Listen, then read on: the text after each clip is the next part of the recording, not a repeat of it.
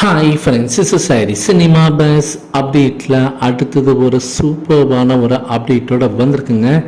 கூலி படத்தோடைய ஷூட்டிங் இறுதி கட்டத்தை எட்டி இருக்குது. இந்த படத்தோட ஷூட்டிங்கை பற்றினாக்கா இன்னும் ஒரு 10 நாட்குள்ளார முடிச்சிடணும் அப்படின்ற மாதிரி லோகேஷ் கனகராஜ் தீயாக வேலை செஞ்சுருக்காரு. ராப்பகலாக இதுக்காக உழைச்சுன்னு மனுஷன் படத்தை பார்த்து பார்த்து செதுக்கின்னு இருக்காரு அப்படின்னு சொல்லணும். இந்த நிலையில் கூலி படத்தோட ஒரு ஸ்பெஷலான ஒரு அப்டேட் அப்படின்னு நான் சொல்வேன். ரஜினி சாரோட டைட்டில் கார்டு நம்ம யாராலுமே மறக்க முடியாது. படம் எப்படி இருக்கோ இல்லையோ அந்த படம் ஆரம்பிக்கிறதுக்கு முன்னாடி ரஜினி சாரோட அந்த டைட்டில் கார்டு பார்க்கறதுலேயே ஒரு தனி சோகம், ஒரு கூஸ் பம்ப்ஸ் தான் சொல்லணும். ஸோ இந்த படத்தில் ரஜினி சார் கூலி படத்தில் பார்த்தீங்கன்னா அவருக்கு அந்த ஸ்பெஷலான ஒரு சூப்பர் ஸ்டார் டைட்டில் கார்டு வந்து ரெடி பண்ணியிருக்காங்களாம். 50th இயர் ரஜினி சாருக்கு இந்த வருஷம் சினிமா கேரியரில் அதை வந்து ரெப்ரசன்ட் பண்ணுற மாதிரி தலைவருக்கு வந்து ஒரு ட்ரிபியூட் கொடுக்குற மாதிரி ஒரு ஸ்பெஷலான ஒரு டைட்டில் கார்டு ரெடி பண்ணியிருக்காங்களாம்.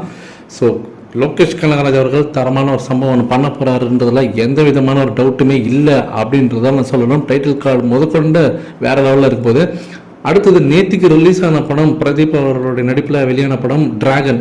இந்த படத்தில் ரஜினி சாருடைய ரெஃபரன்ஸ் காட்சிகள் பல இடங்களில் வந்து போகிறத நம்மளால் பார்க்க முடியுது. அதை பற்றி தான் இப்போ ஆன்லைன் சோஷியல் மீடியாவில் ரஜினி சாரோட ஃபேன்ஸ்லாம் டிஸ்கஸ் பண்ணியிருக்காங்க. அந்த படத்தில் படையப்பாவுடைய சாங் டான்ஸ் ஒன்று வருது, அண்ணாமலை படத்தோடைய ரெஃபரன்ஸ் சீன் ஒன்று வருது, சூப்பர் ஸ்டார் டைட்டில் டைலாக் ஒன்று வருது. அது இல்லாமல் படையப்பா படத்தோடைய அந்த டான்ஸை ரீக்ரியேட் பண்ணியிருக்காங்க அப்படின்னு சொல்லணும்.